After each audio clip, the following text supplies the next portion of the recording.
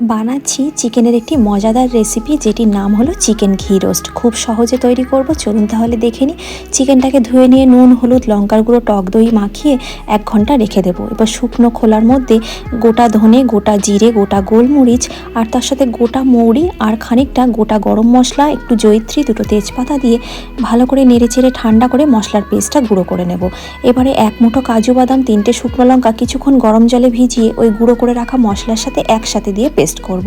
কড়ার মধ্যে সাদা তেল, 1 চামচ ঘি দিয়ে আর তার মধ্যে দেব গোটা গরম মশলা, কুচি করে রাখা পেঁয়াজ, আদা, রসুন একসাথে দিয়ে ভালো করে ভেজে ম্যারিনেট করে রাখা চিকেন দিয়ে পেস্ট করে রাখা মশলা আর অল্প একটু নুন দিয়ে বারবার ঢাকা চাপা দিয়ে মশলাটা পুরো কষিয়ে নেব।